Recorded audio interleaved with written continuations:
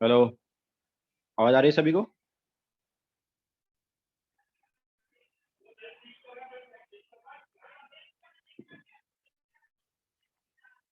Okay, so good morning to all. तो last lecture हमने thermochemistry, ये थर्मोडायनेमिक्स का फर्स्ट लॉ जो है वो खत्म कर दिया था। नाउ अब हम स्टार्ट करेंगे थर्मोकेमिस्ट्री।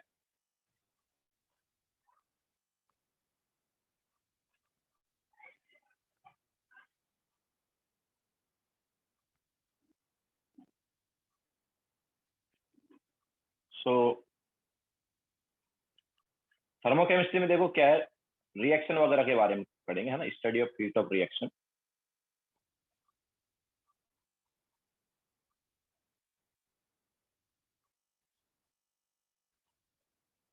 थर्मोडायनेमिक्स में प्रोसेस का पढ़ते हैं और थर्मोकेमिस्ट्री में रिएक्शन का पढ़ते हैं, ठीक है। तो यहाँ पर है study of heat of reaction, ठीक है। अब देखो हीट हीट ऑफ रिएक्शन जो है, ये दो टाइप की यहाँ पर आ सकती है।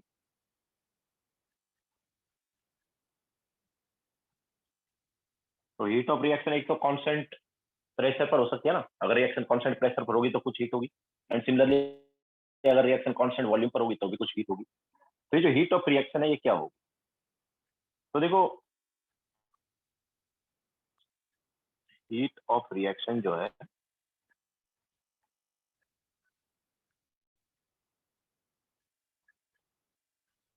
एट कांस्टेंट वॉल्यूम क्या होगी भाई? एट कांस्टेंट वॉल्यूम हीट क्या होती थी, याद है? एट कांस्टेंट वॉल्यूम हीट क्या होती थी? Yes, that is reaction.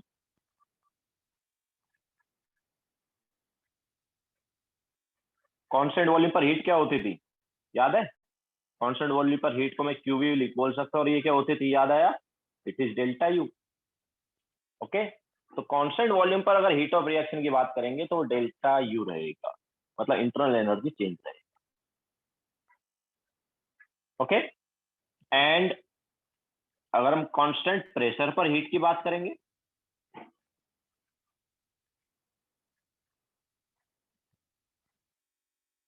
तो एट कांस्टेंट प्रेशर हीट को हम क्यूपी लिख सकते हैं, और ये क्या होता था? एट कांस्टेंट प्रेशर हीट होता था डेल्टा एच। तो मैक्सिमम रिएक्शन जो है वो कांस्टेंट प्रेशर पर होती है। मैक्सिमम रिएक्शन क्या होती है? कांस्टेंट प्रेशर पर होती है। That's why heat of reaction is nothing but delta H. Okay, maximum reaction जो है कांस्टेंट प्रेशर पर हो रही होती है। That's why heat of reaction को क्या बोलेंगे? डेल्टा एच भी बोलेंगे या एंथैल्पी चेंज भी बोलेंगे। लेकिन एक दो जगह पर कांस्टेंट वॉल्यूम पर भी हमारे पास रिएक्शन होती है। जैसे एग्जांपल अगर लें कांस्टेंट वॉल्यूम की रिएक्शन के लिए, तो बॉम्ब कैलोरीमीटर करके एक होगा जो तुम आगे पढ़ोगे। तो बॉम्ब कैलोरीमीटर में हमारे पास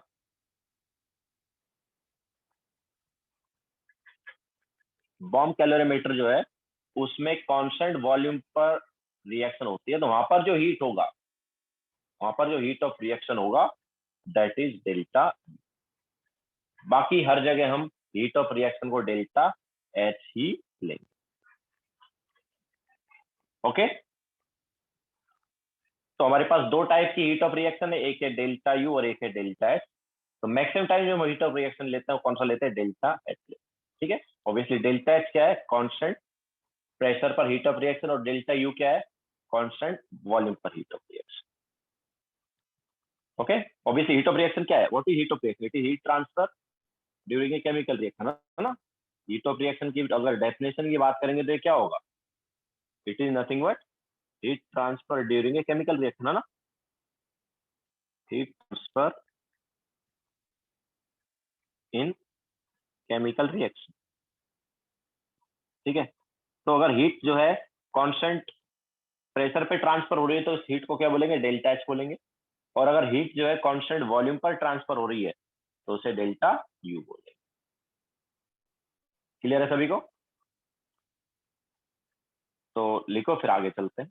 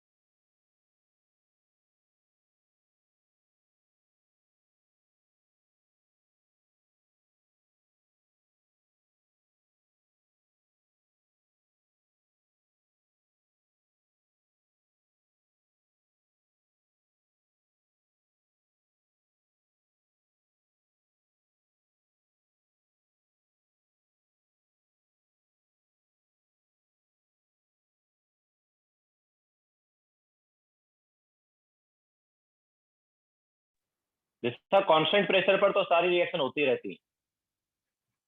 ओके, सारी रिएक्शन जो है कांस्टेंट प्रेशर पर ही होंगी, बस कांस्टेंट वॉल्यूम का हमने एक एग्जांपल ले लिया है, बॉम्ब कैलोरीमीटर।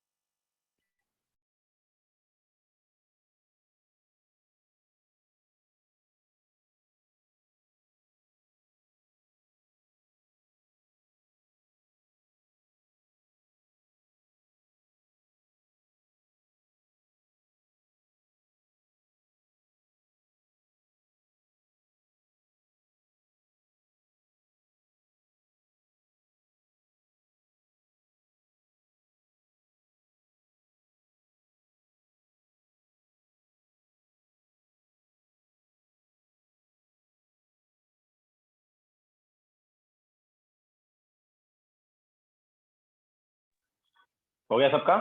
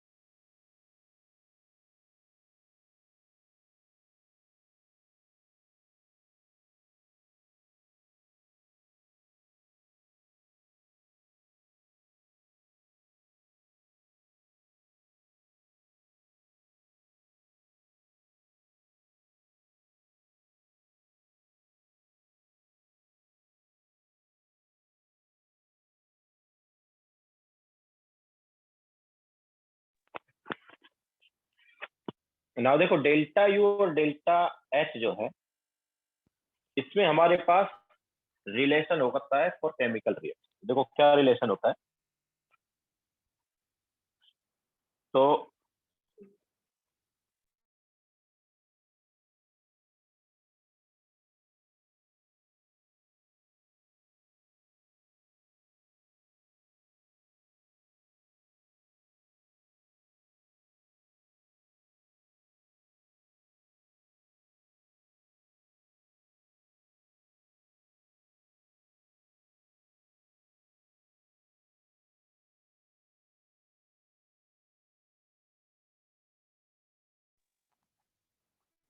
डेल्टा एच और डेल्टा यू में देखो रिलेशन होगा फॉर केमिकल रिएक्शन। तो for chemical reaction delta H is equal to delta U plus delta N G R T, plus delta N G R T. तो यहाँ पर क्या constant temperature पर होती है, that's why N R delta T का जब डेल्टा लिया तो याद है पहले हमारे पास क्या आता था, यहाँ पर delta N G R T के लिए एन आर डेल्टा टी आता था प्रोसेस के लिए, ठीक है।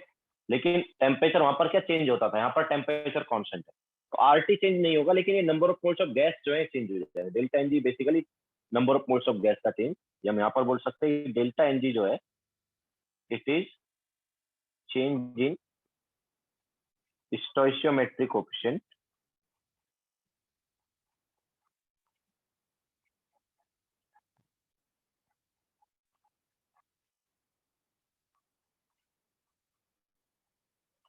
Of gaseous substance.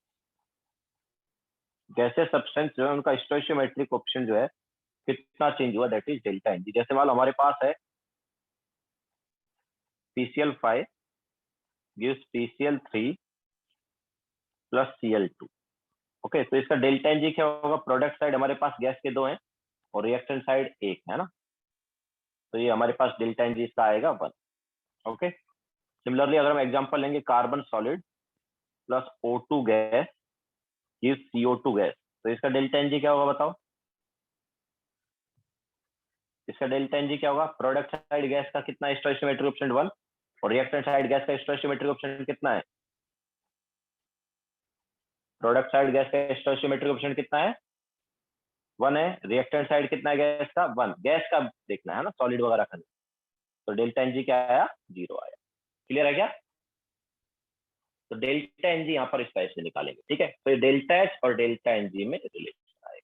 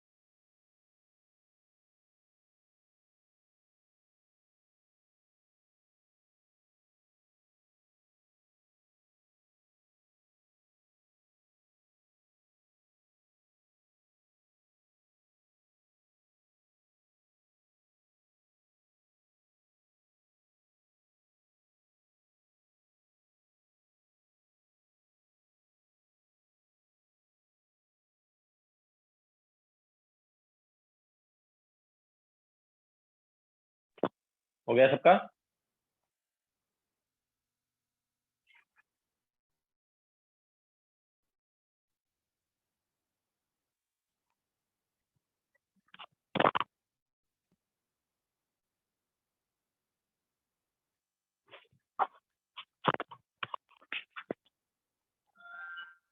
Okay, so now question लिखो, क्वेश्चन सॉल्व करो।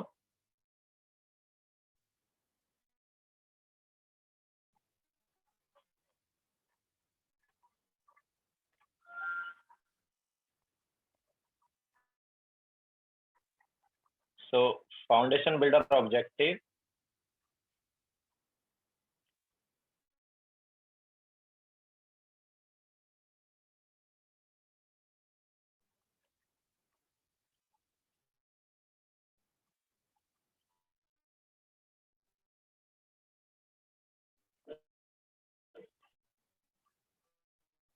Fifty five, foundation builder number 5।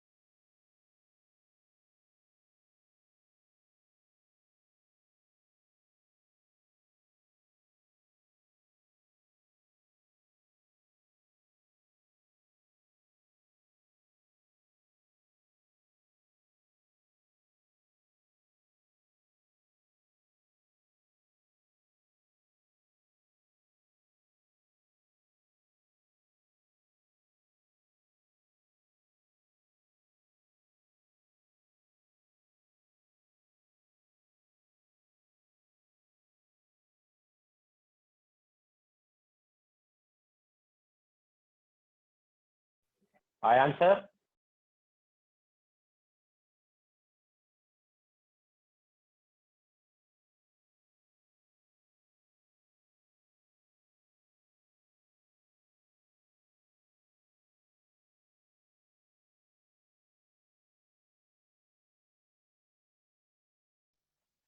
तो देखो हमें यहाँ पर क्वेश्चन नंबर 55 में दिया है the difference between heat of reaction at constant pressure and constant volume for the reaction. तो देखो constant pressure and constant volume पर जो हीट है उसका डिफरेंस निकालना है, ठीक है। तो what is constant pressure for heat, it is delta H, and what is constant volume पर heat, it is delta U. तो delta H minus delta U क्या होता है यार, it is delta N G R T ना। तो हमें यहाँ पर delta N G R T निकालना है, ठीक है। तो क्या है यार इस रिएक्शन का delta N G, 236H6 liquid plus 15O2 gives 12CO2 gas plus 6H2O liquid. Delta N G क्या है इसका, प्रोडक्ट साइड कितना है हमारे पास गैस का stoichiometric coefficient 12 and reactant side कितना है 15, तो क्या आएगा -3 आएगा। Okay, so delta N G R T -3 into R, देखो क्लोजूल में निकालना है तो 8.314 ले लेते हैं, ये 25/3 एंड इंटू 298, तो ये जूल में आया, किलो जूल के लिए डिवाइड बाय 1000 कर दें।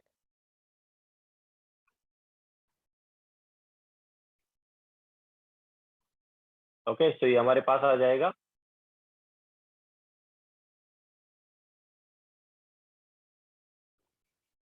दिस इज -7432 जूल या -7.432 किलो जूल, ठीक है। So this is question number 55। फिर गिरा दिया।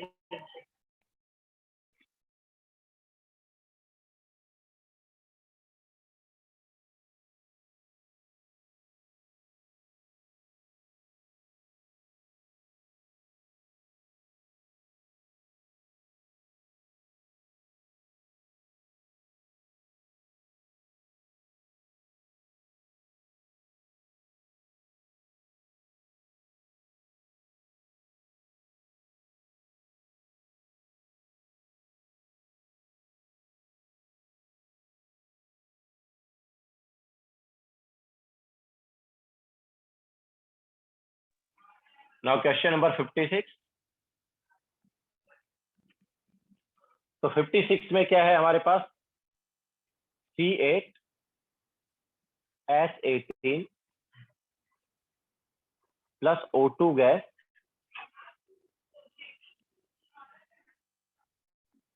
gives CO2 gas plus H2O liquid. तो नाउ इसका बोल रहा है डेल्टा एच और delta delta U, obviously delta U ही होता है, में क्या रिलेशन होगा। तो यार सबसे पहले बैलेंस करो रिएक्शन को, रिएक्शन बैलेंस नहीं है। तो कार्बन 8 ऑक्सीजन इस टाइप से 9 आ गए। ओके, एंड देन अपने पास राइट हैंड साइड देखो ऑक्सीजन कितना है 16 प्लस 9 25 हो गया ना, तो लेफ्ट हैंड साइड यहाँ पर आ गया 25/2 आएगा।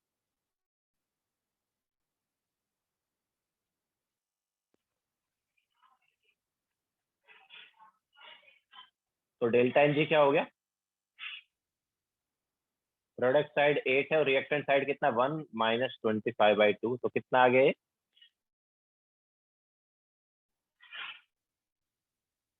-11/2 आया, या हम बोल सकते हैं -5.5, ठीक है। तो delta H is equal to delta E -5.5 into R 8.14 into T 298, ये जूल में आएगा बट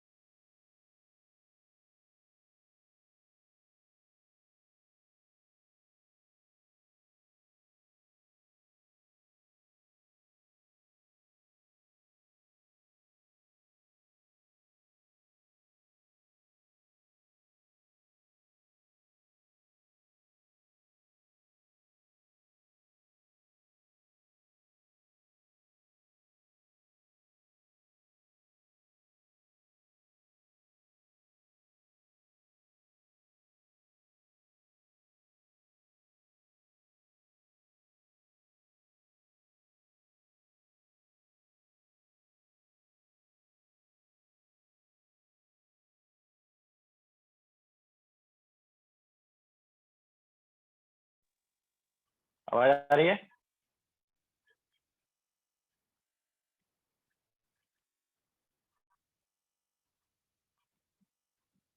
ओके, सो हम क्वेश्चन नंबर 56 कर रहे थे। तो वहां पर रिएक्शन जो है बैलेंस नहीं है, तो पहले उसे हम क्या करेंगे, बैलेंस करेंगे।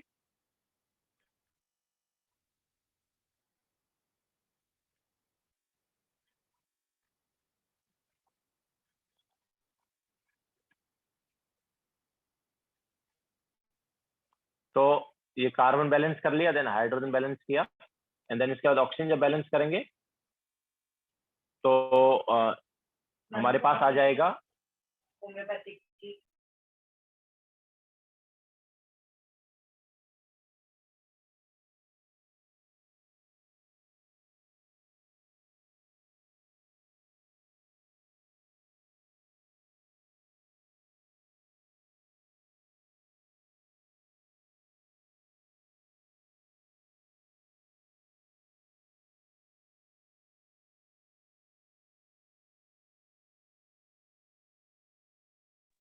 तो ऑक्सीजन कितना आएगा, 25/2 आएगा ना।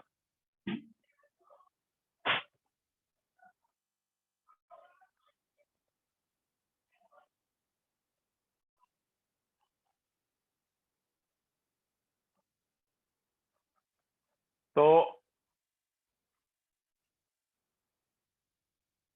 डेल्टा एन जी क्या है, प्रोडक्ट साइड अपने पास 8 है और रिएक्टेंट साइड कितने हैं,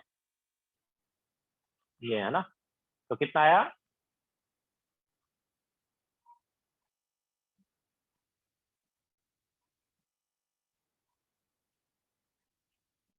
ये हमारे पास हो गया -11/2 या -5.5।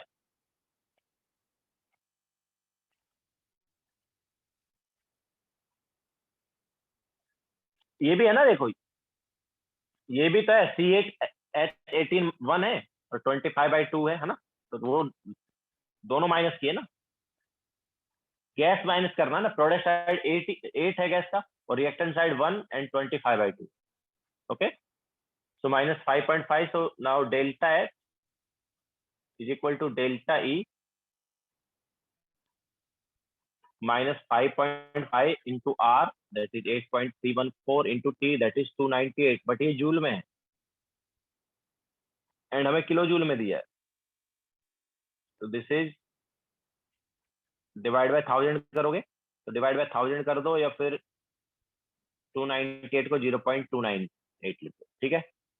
तो ये हमारे पास आ जाएगा किलो जूल। क्लियर है?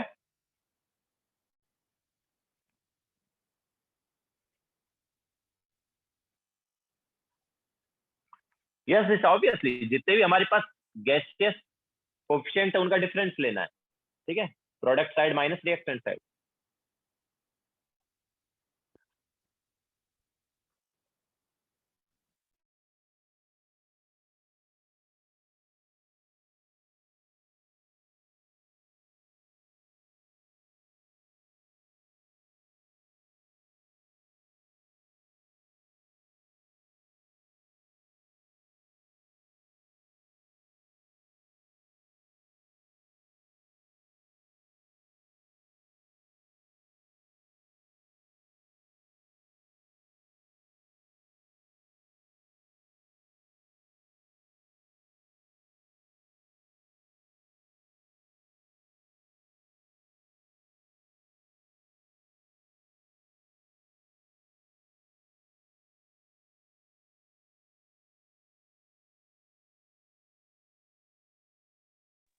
हो गया सबका?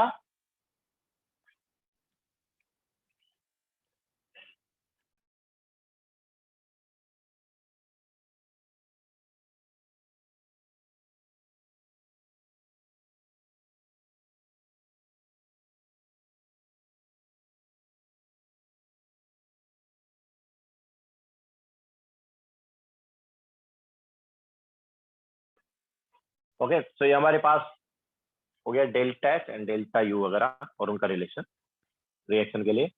नाउ नेक्स्ट हेडिंग डालो, स्टैंडर्ड एंथैल्पी।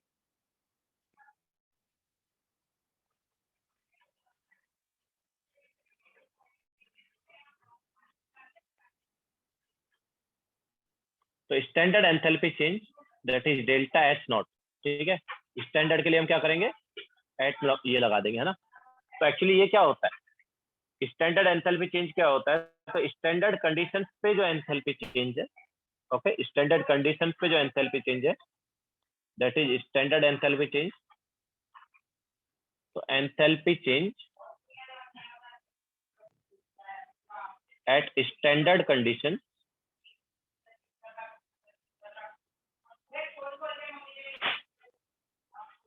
ठीक है। स्टैंडर्ड कंडीशंस पर एंथैल्पी चेंज जो है वो स्टैंडर्ड एंथैल्पी चेंज है। Enthalpy change at standard conditions is called standard enthalpy change.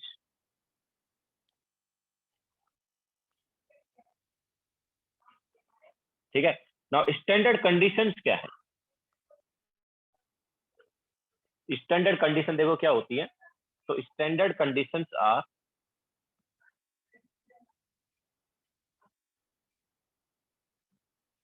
Standard conditions are तो सॉलिड एंड लिक्विड के लिए 1 बार एक्सटर्नल प्रेशर अगर है, सॉलिड एंड लिक्विड के लिए 1 बार एक्सटर्नल प्रेशर अगर है तो वो स्टैंडर्ड कंडीशन है। टेम्परेचर कुछ भी हो सकता है, जनरली टेम्परेचर को 298 केल्विन बोलते हैं, बट टेम्परेचर का कोई कंडीशन है नहीं, ठीक है। तो for solids and liquids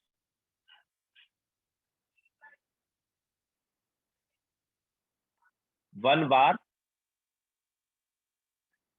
external pressure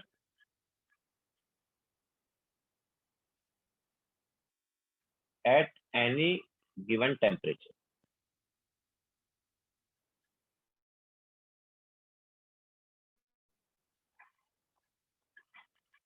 ठीक है, सॉलिड एंड लिक्विड के लिए कंडीशन क्या है, 1 बार एक्सटर्नल प्रेशर है। गैस के लिए 1 बार पार्शियल प्रेशर, 1 बार पार्शियल प्रेशर, ठीक है। टेम्परेचर ऑब्वियसली कुछ भी। एंड सॉल्यूशन के लिए, एक्वस सॉल्यूशन के लिए, ठीक है, फॉर एक्वस सॉल्यूशन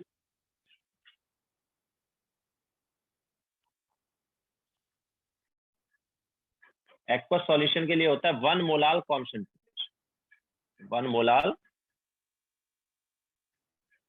कॉन्सेंट्रेशन, मतलब मोलैलिटी क्या होना चाहिए, 1 होना चाहिए, ठीक है। तो स्टैंडर्ड कंडीशन होगी। नाउ एक्चुअली मोलैलिटी को मोलरिटी ले सकते हैं ना, मोलैलिटी को क्या ले सकते हैं, मोलरिटी।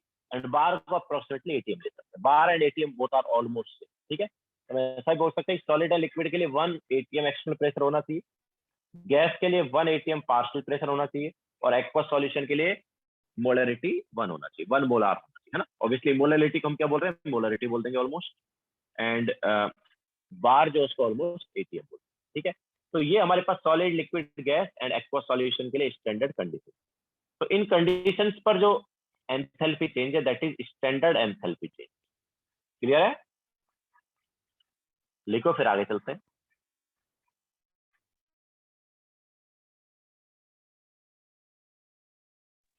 ठीक है, तो ये स्टैंडर्ड कंडीशन से हमें स्टैंडर्ड कंडीशन याद रखना है कि क्या हो।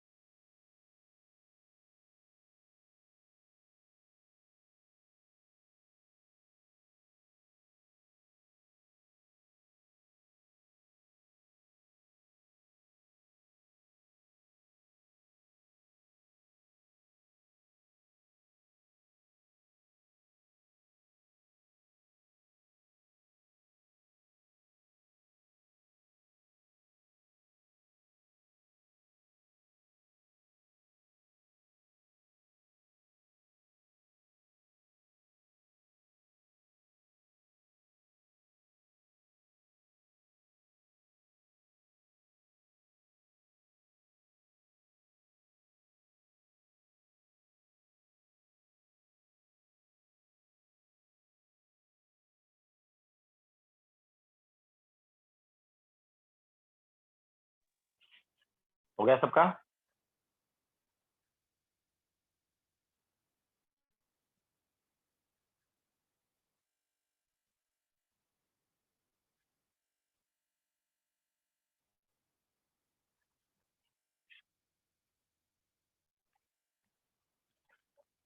नाउ अब नेक्स्ट हम यहाँ पर डिफरेंट टाइप के एंथैल्पी की बात करेंगे। सबसे पहले हम यहाँ पर बात करेंगे enthalpy of reaction, obviously heat of sorry enthalpy of formation. तो enthalpy of formation and heat of formation both are same. क्यों? क्योंकि मैक्सिमम टाइम कांस्टेंट प्रेशर ही ले रहे होते हैं। ठीक है, एंथैल्पी ऑफ रिएक्शन लिख रहा हूँ मतलब heat of sorry enthalpy of formation लिख रहा हूँ मतलब हीट ऑफ फॉर्मेशन लिख रहा हूँ। ओके, तो एंथैल्पी ऑफ फॉर्मेशन इसको हम रिप्रेजेंट करेंगे डेल्टा एच एफ के थ्रू। तो what is enthalpy of formation? तो enthalpy change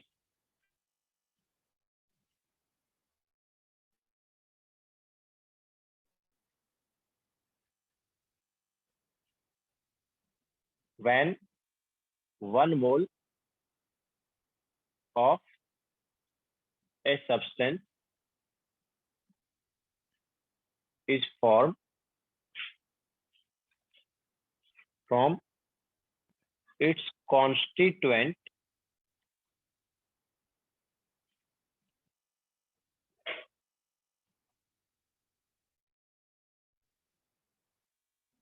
elements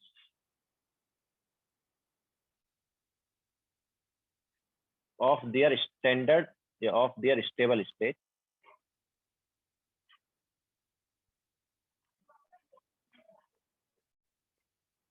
is called enthalpy of formation। तो हमारे पास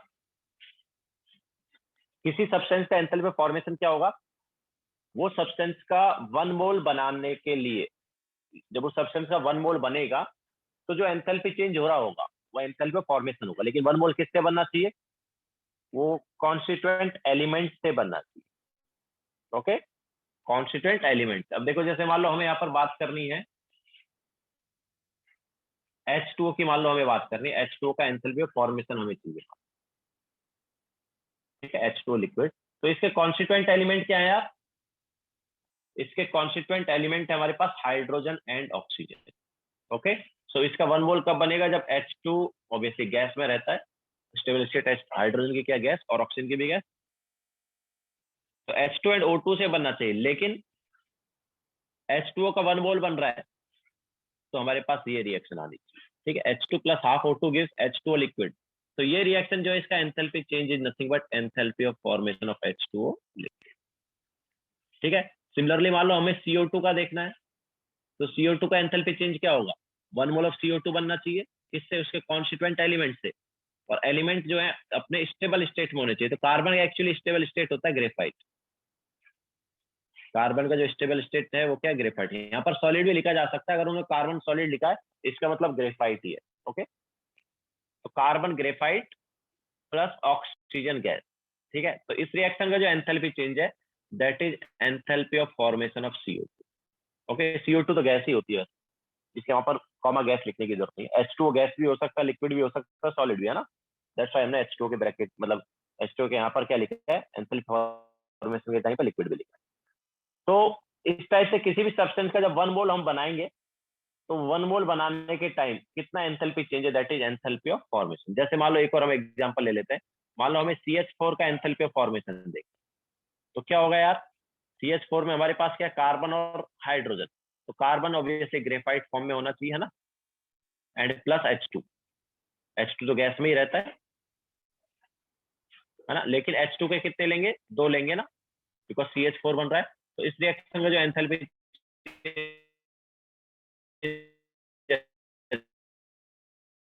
फॉर्मेशन ऑफ CH4, इस टाइप से हम एंथैल्पी ऑफ फॉर्मेशन को क्या करेंगे? डिफाइन करेंगे। ओके, किसी भी सब्सटेंस का 1 मोल जब बनाएंगे उसके कॉन्स्टिट्यूएंट एलिमेंट से, कॉन्स्टिट्यूएंट एलिमेंट स्टेबल स्टेट के होने चाहिए, तो जो एंथैल्पी चेंज होगा that is enthalpy of formation.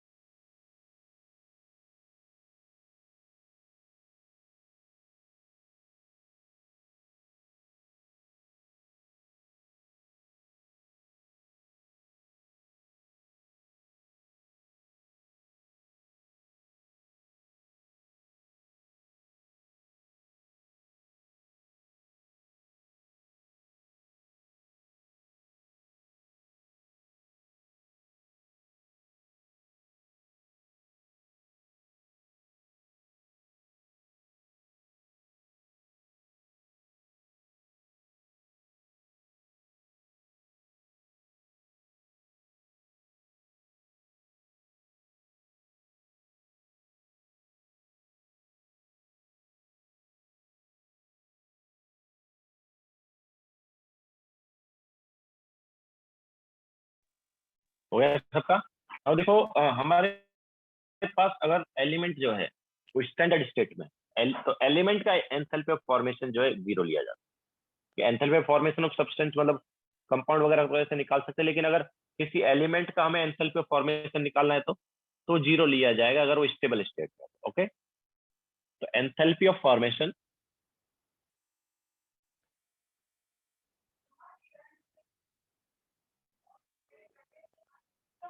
Of element in their stable state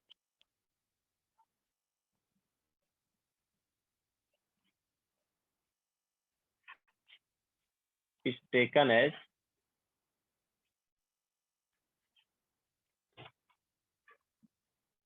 zero. ठीक है, तो स्टेबल स्टेट में एंथैल्पी फॉर्मेशन क्या लेंगे, जीरो लेंगे। जैसे enthalpy of formation of H2 gas जो है वो जीरो लिया जाएगा, क्योंकि H2 जो है वो गैसेस फॉर्म में रहता है ना, या उसी में एग्जिस्ट करता है, या वो स्टेबल है। H2 गैस जो स्टेबल है।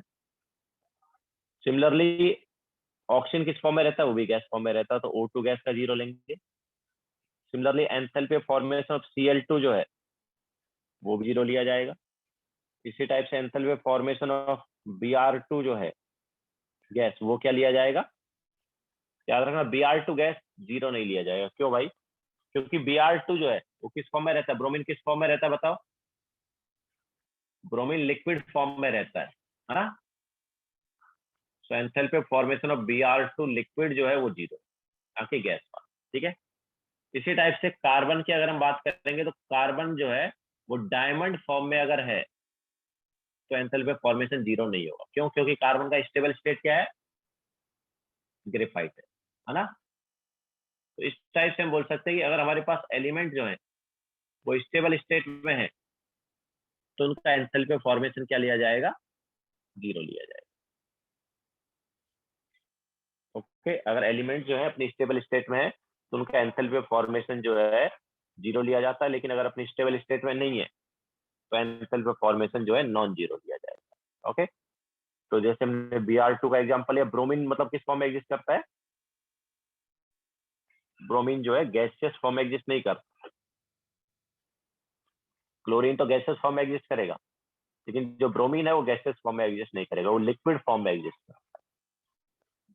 Okay, that's why bromine liquid का जो एंथैल्पी फॉर्मेशन है वो हम जीरो लेंगे, लेकिन ब्रोमीन गैस का जो एंथैल्पी फॉर्मेशन है वो हम जीरो नहीं लेंगे।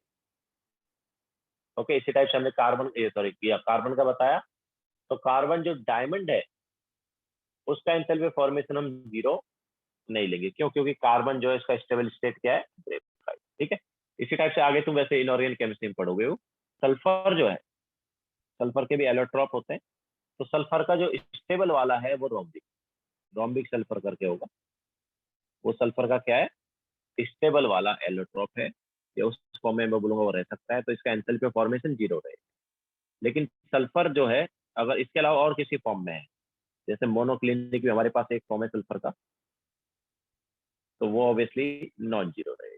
ठीक है, तो इस टाइप से हम बोल सकते हैं कि enthalpy of formation of element in their stable state is taken as. Clear है,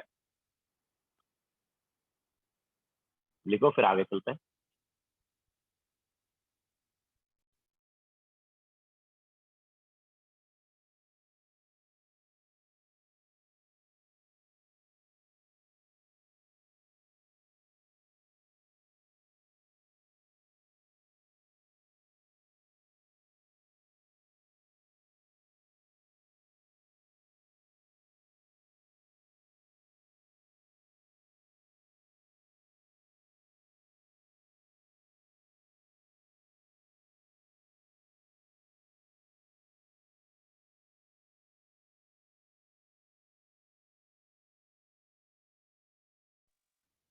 यार मैंने तुम्हें पहले ही बताया कि एंथैल्पी जो है वो नहीं निकाल सकते, एंथैल्पी चेंज निकाल सकते, डेल्टा एच निकाल सकते हैं। तो डेल्टा एच क्या है, it is nothing but heat transfer at constant pressure. What is enthalpy change, it is heat transfer at constant pressure. तो कांस्टेंट प्रेशर रखने पर जो हीट ट्रांसफर हो रही है वही डेल्टा एच है।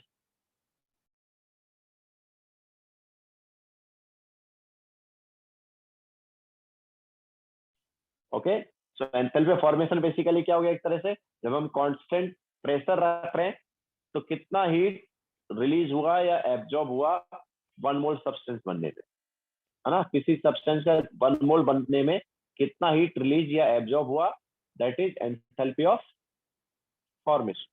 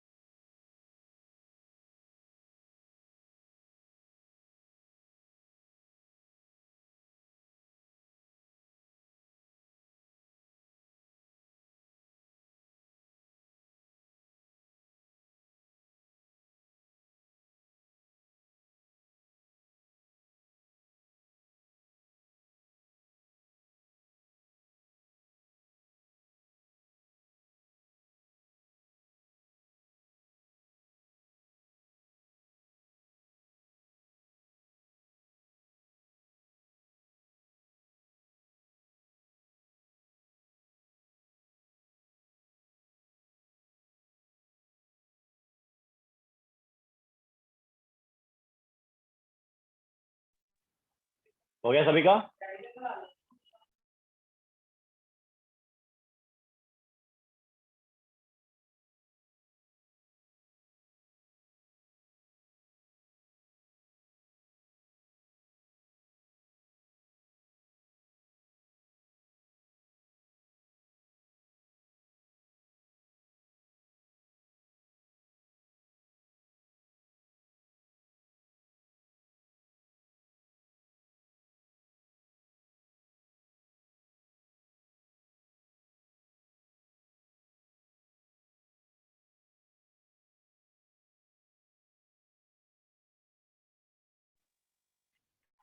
ना, अब देखो एंथैल्पी ऑफ फॉर्मेशन अगर हमें पता है तो इसको यूज करके हम किसी भी रिएक्शन का एंथैल्पी ऑफ रिएक्शन निकाल सकते हैं, ठीक है। तो enthalpy of reaction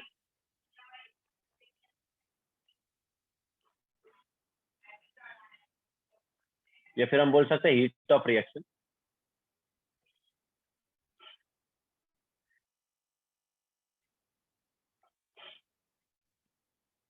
using enthalpy of formation.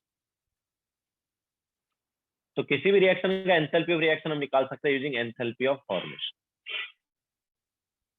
कैसे देखो, तो एंथैल्पी ऑफ रिएक्शन को हम लिख देते हैं आर एक्सएन, ठीक है।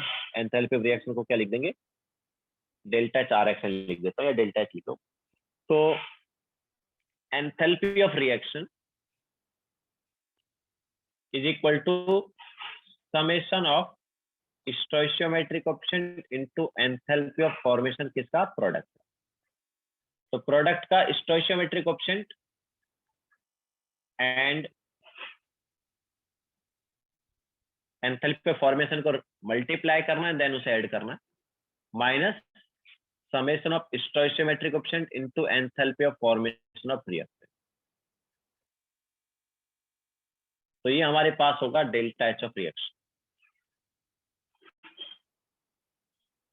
ठीक है, हियर दिस इज स्टोइचियोमेट्रिक कोएफिशिएंट। ये जो है ये क्या है, दिस इज स्टोइचियोमेट्रिक कोएफिशिएंट। ठीक है, जैसे मान लो हमारे पास एक रिएक्शन है CH4 gas plus O2 gas twice O2 gas, ये CO2 gas plus twice H2O liquid. अगर हमें इस रिएक्शन का डेल्टा एच निकालना है, ये डेल्टा एच रिएक्शन निकालना, तो क्या होगा, तो देखो प्रोडक्ट साइड CO2 और H2 है, तो product side enthalpy of formation का सम करेंगे, तो enthalpy of formation of CO2 साथ में मल्टीप्लाई क्या करना स्टोइचियोमेट्रिक ऑप्शन, तो enthalpy of formation of CO2 and stoichiometric option 1, तो 1 से मल्टीप्लाई किया। इसके अलावा H2O का है, तो H2O का स्टोइचियोमेट्रिक ऑप्शन 2 है, तो 2 times of enthalpy of formation of H2O liquid minus enthalpy of formation of CH4 and then minus 2 times of enthalpy of formation of O2। Clear है क्या? तो इस टाइप से हम यहाँ पर इस रिएक्शन का डेल्टा एच रिएक्शन या एंथैल्पी ऑफ रिएक्शन लिख सकते हैं। ओके, तो प्रोडक्ट माइनस रिएक्टेंट करना है, और क्या करना है प्रोडक्ट माइनस रिएक्टेंट में, stoichiometric coefficient and enthalpy of formation को मल्टीप्लाई कर दो एंड देन ऐड कर दो। ठीक है, लिखो फिर आगे चलते हैं।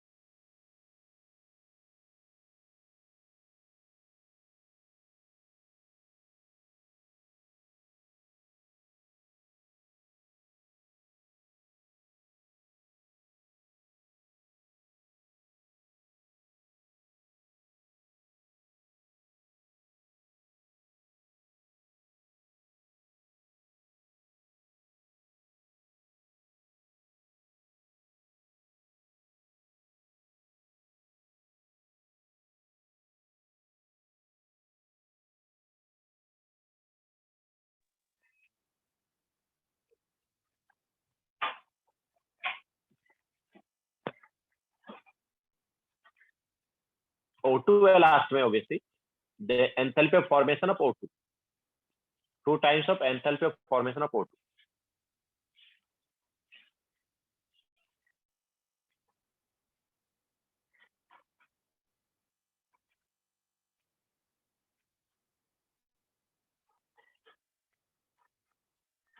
यस वेदांत, यहाँ पर चाहे लिक्विड हो, मतलब कोई भी स्टेट हो, सभी लेते हैं। ठीक है, डेल्टा एन जी के केस में जस्ट क्या था, गैस वाले लेते थे, यहाँ पर कोई भी स्टेट हो सबको लेंगे।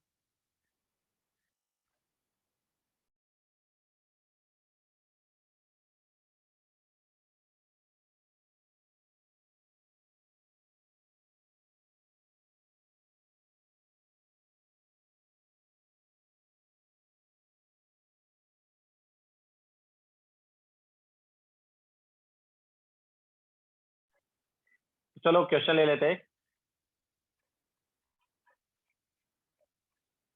तो फाउंडेशन बिल्डर ऑब्जेक्टिव का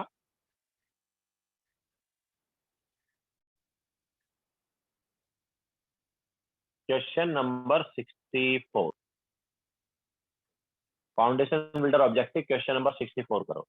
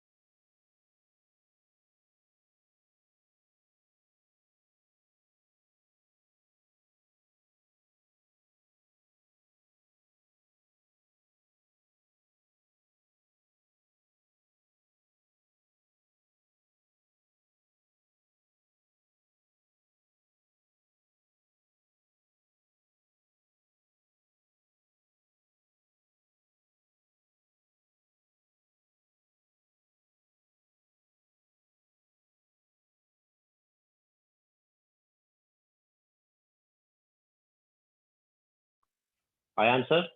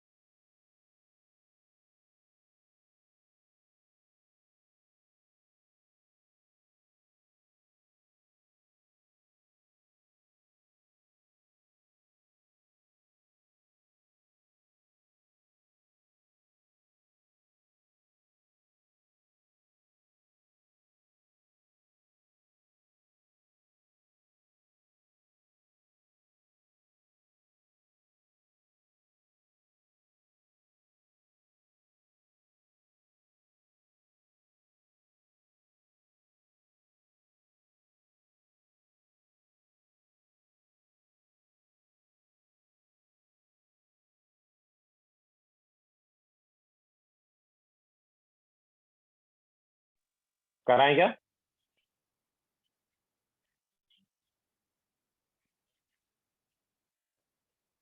तो देखो हमारे पास यहाँ पर CH2 दिया है,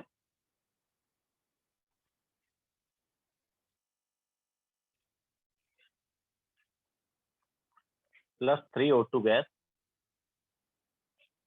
gives CO2 gas and twice SO2 gas. ठीक है, इस रिएक्शन का डेल्टा एच क्या दिया? -265 किलो कैलोरी। नाउ क्या होगा delta H of reaction? It is enthalpy of formation of CO2, है ना, plus 2 times of enthalpy of formation of SO2 minus enthalpy of formation of CH2 and minus 3 times of enthalpy of formation of O2। यही होगा ना यार। O2 का enthalpy of formation 0 होना चाहिए, नहीं होना चाहिए? बताओ क्यों? क्योंकि वो एलिमेंट है। ठीक है, तो ये तो 0 हो गया, बाकी का वैल्यू सब्स्टिट्यूट कर देते हैं। एंथैल्पी ऑफ रिएक्शन हमें दिया है -265 is equal to enthalpy of formation of, अब देखो CO2 और SO2 जो है उसका वैल्यू क्या है? तो वो बोल रहा है कि 4:3 रेशियो है। CO2 एंड SO2 का क्या है? 4:3। तो अगर हम CO2 का 4x मान लेते हैं तो SO2 का 3x मानना पड़ेगा, है ना। Enthalpy of formation of CO2 हम मान लेते हैं 4x, तो enthalpy of formation of SO2 क्या हो गया फिर? 3x हो गया। ओके, तो 4x plus 2 times of 3x minus CH2 का कितना दिया भाई? CH2 का दिया है 26। तो हमारे पास ये क्या आया? 10x is equal to -265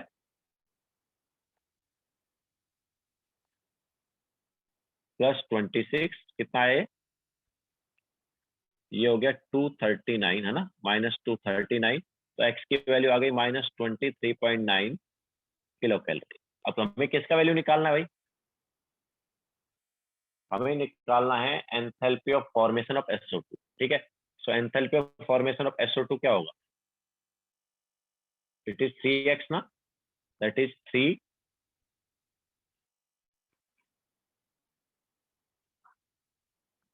times of -23.9 कितना आया?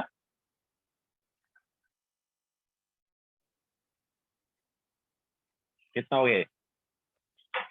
ये -71.7।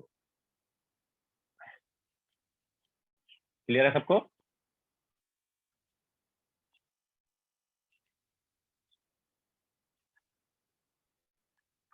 ओके, तो ये हमारे पास हो गया एंथैल्पी ऑफ फॉर्मेशन। और एंथैल्पी ऑफ फॉर्मेशन को यूज करके कैसे हम एंथैल्पी ऑफ रिएक्शन निकालने, वो भी होगा।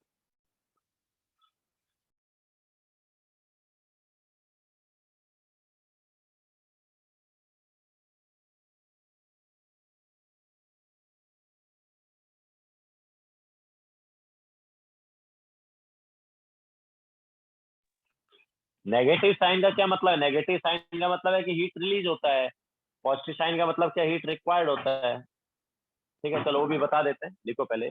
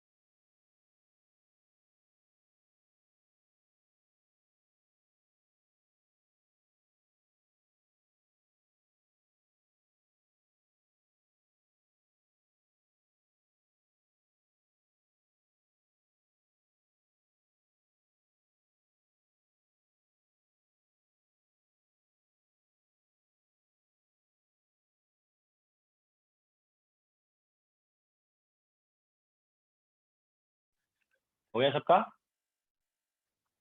नाउ अब देखो हमारे पास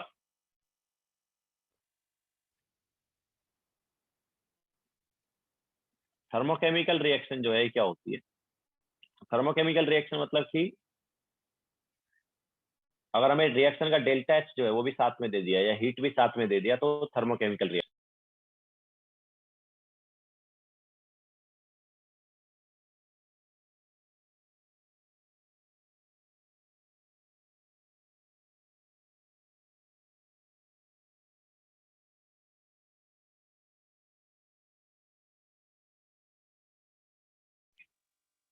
तो थर्मोकेमिकल रिएक्शन में 1 मिनट,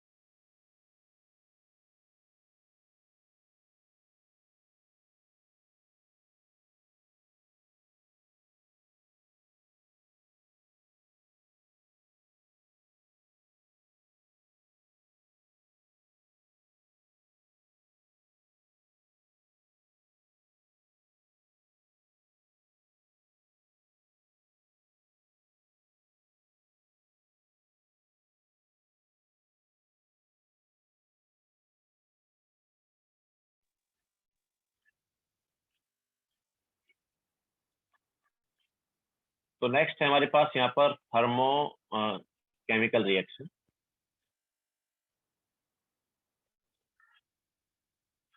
तो थर्मोकेमिकल रिएक्शन में क्या होता है, हमारे पास जो रिएक्शन का हीट है वो रिएक्शन के साथ में दिया जाता है, ठीक है।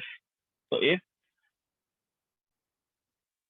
Heat of reaction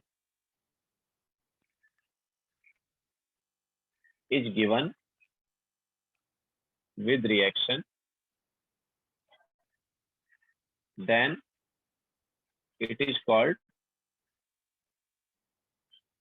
thermochemical reaction.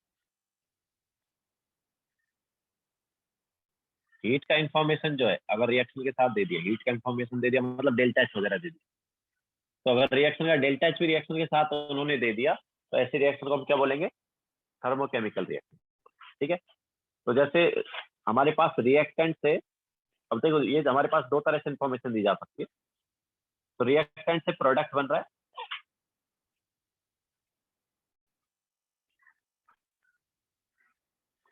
तो मान लो इस रिएक्शन का डेल्टा एच जो है वो मान लो +x, ठीक है। अब देखो याद रखना डेल्टा एच अगर पॉजिटिव है देन इसका मतलब एंडोथर्मिक रिएक्शन, रिएक्शन क्या है, एंडोथर्मिक। तो अभी इसको दो तीन तरह से दिया जा सकता है, मान लो इस रिएक्शन का हीट जो है वो +x है या डेल्टा एच +x है, तो इसको और भी दो तीन तरह से दे सकते हैं। तो इसको ऐसे भी दिया जा सकता है, जो भी हीट है ना याद रखना उसको विद साइन हम रिएक्टेंट साइड लिखते हैं, ठीक है। तो रिएक्टेंट +x गिव्स प्रोडक्ट, ऐसे अगर लिखा है तो इसका मतलब क्या है कि इस रिएक्शन का डेल्टा एच जो है +x, या फिर अब इसको प्रोडक्ट साइड अगर लिखेंगे तो माइनस साइन के साथ लिखेंगे, मतलब reactant gives product -x, okay, ऐसे लिखो।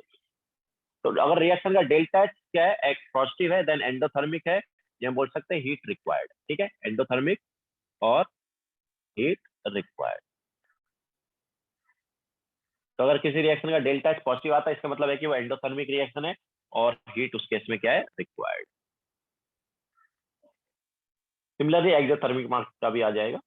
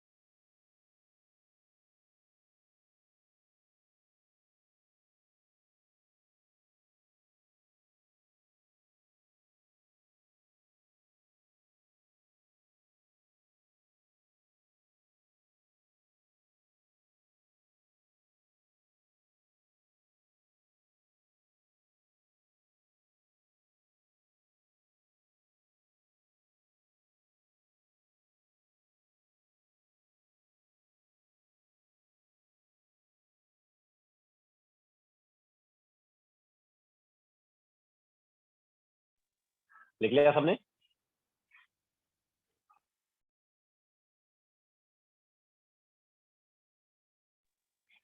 तो एंडोथर्मिक में हीट रिक्वायर्ड होती है, हीट एब्जॉर्ब होती है ना, इसी टाइप से एक्सोथर्मिक भी आएगा। तो एक्सोथर्मिक में उल्टा है, तो रिएक्टेंट गिव्स प्रोडक्ट, और मान लो इस रिएक्शन का डेल्टा एच जो है वो है -y, ठीक है। तो इसका मतलब क्या है, ये हो गई एक्सोथर्मिक, एक्सोथर्मिक मतलब हीट रिलीज,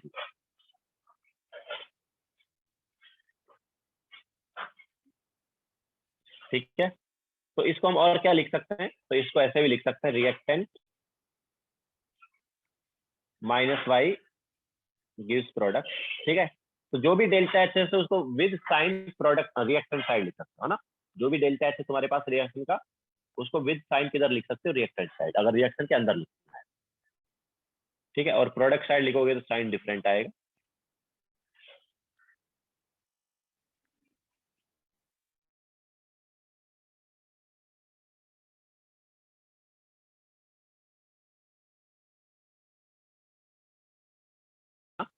कि जो हमारे पास एंडोथर्मिक रिएक्शन है, मतलब जिसमें डेल्टा एच पॉजिटिव है, ठीक है। तो for endothermic reaction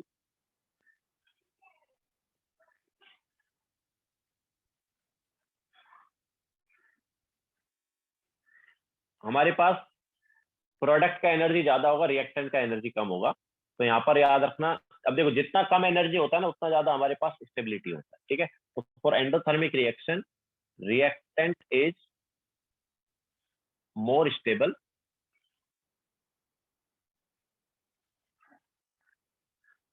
then product, क्योंकि ऐसे केस में क्या हीट रिक्वायर्ड होती है, ठीक है। जब हीट देंगे या टेम्परेचर देंगे तब जाके वो रिएक्टेंट जो है प्रोडक्ट में कन्वर्ट होगा, अदरवाइज नहीं, ठीक है।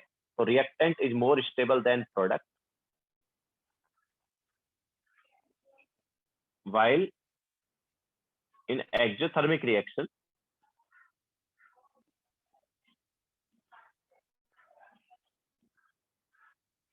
product is more stable than reactant, ठीक है। तो एक्सोथर्मिक रिएक्शन में जो प्रोडक्ट है उसका एनर्जी कम होता है और रिएक्टेंट का ज्यादा होता है। तो याद रखना जितना ज्यादा एनर्जी है ना उतना कम स्टेबिलिटी, जितना कम एनर्जी उतना ज्यादा स्टेबिलिटी, ओके। जितना कम एनर्जी होगा ना उतना ही ज्यादा उसका क्या होगा, स्टेबिलिटी होगा। तो एंडोथर्मिक में प्रोडक्ट का जो एनर्जी होता है वो ज्यादा होता है तो स्टेबिलिटी कम है। एक्सोथर्मिक में प्रोडक्ट का जो एनर्जी है वो कम होता है इसलिए स्टेबिलिटी ज्यादा है।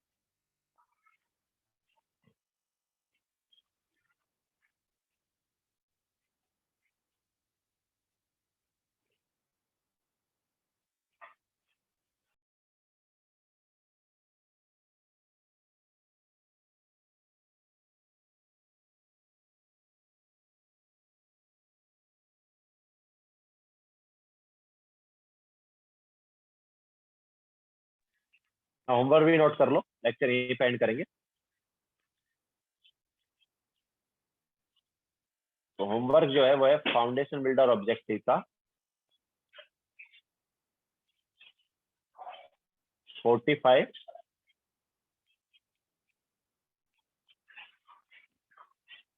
48,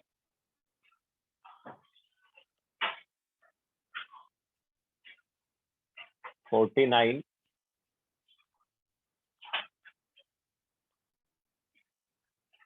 51,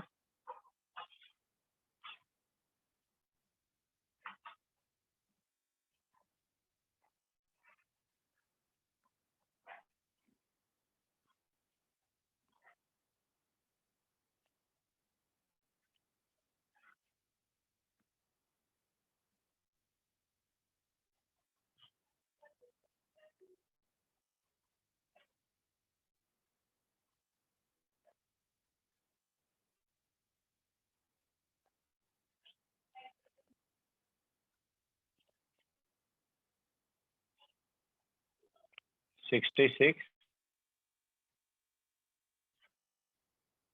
एंड 68, ये आज का होमवर्क।